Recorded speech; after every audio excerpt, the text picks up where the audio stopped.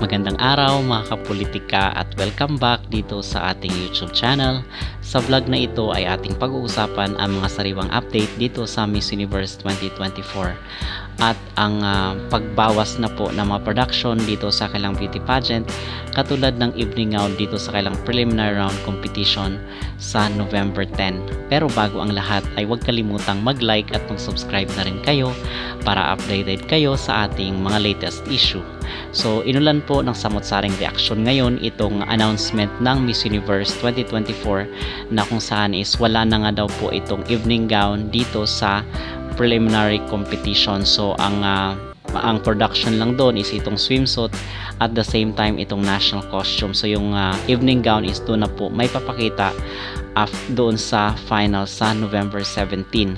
So marami tuloy ang nagsasabi na kung saan ay nagko-cost cutting daw or nagkaka-issue na sa problema itong Miss Universe organization.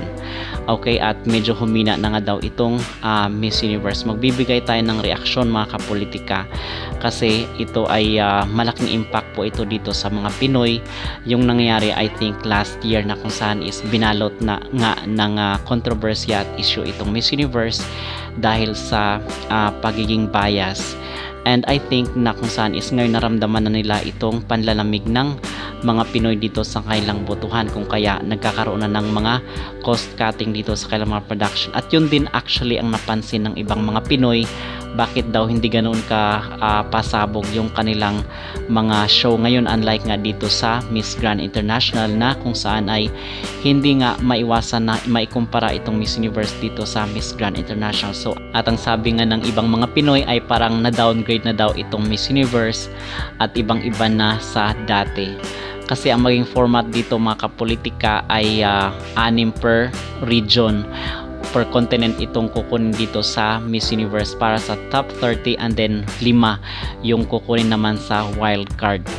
And at the same time, after makuha yung final 30, susundan naman ng final 12 and then yung final 5. So yung final 5 ay sasalang dito sa question and answer portion and then i-awardan na yung maging first runner-up until sa fourth runner-up and then yung Miss Universe.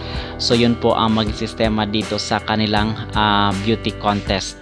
So mga kapolitika, ano ba yung sinasabi ng mga Pinoy na parang namumroblema na daw ngayon sa financially itong Miss Universe? And sa tingin ko may impact yung nangyaring kay Michelle Marquez D kasi ngayon ay talagang apektado ang kanilang botohan. And syempre yung ibang mga businessman rin is mag-aalangan na mag-invest dito kasi ang number one talaga natitingnan ng mga negosyante dito is yung credibility. Okay, kasi itong beauty pageant, kumbaga meron bang pantay-pantay na judgment itong kanilang organization. So dito ay makikita naman natin yung nangyari kay Michelle Marquez D na kung saan is sinadya talagang lang ilaglag. So ngayon ay nagkakaproblema na rin nga dito sa mga botohan dahil sa tingin ko ay milyon-milyong halaga ang nawala dito sa kanilang voting system. And sa tingin ko ay dito na nila na-realize yung epekto or yung consequence doon sa nangyari last year.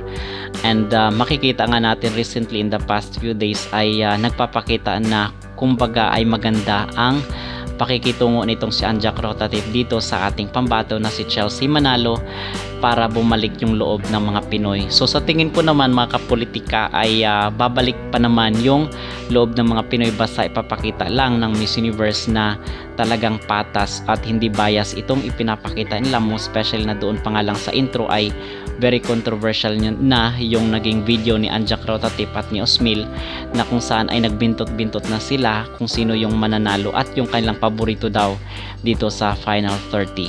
Okay? So yun lamang ang ating update ngayon dito pa rin sa Miss Universe na kung saan ay some of the shows ay hindi na po kasali dito sa kailang production. And I think na malaki daw ang nawala dito sa Miss Universe pagdating sa mga botohan kasi imagine nyo mga kapolitika, dito nga lang sa Miss Grand International ay nasa 200 million daw yung kinita ng Miss Grand International sa botohan pa lang. So how much more dito sa Miss Universe na kung saan is mas marami naman yung kailang mga kandidata.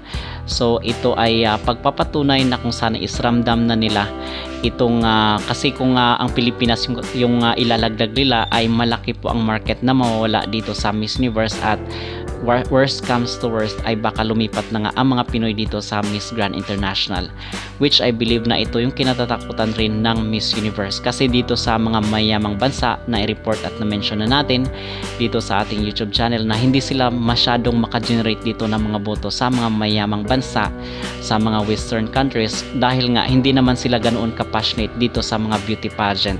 Tayo lang na mga third world country ang pinagkakakitaan ng kanilang beauty contest. Okay? So yun po yun mga kapolitika. So ano ang inyong masasabi dito? Sa tingin nyo ba ay tila nararamdaman na ngayon ng Miss Universe ang downfall dito dahil dito sa mga pagluluto-luto nila ng mga winners? Mag-comment down below at huwag kalimutang mag-like at mag-subscribe na rin kayo para updated kayo sa ating mga latest issue.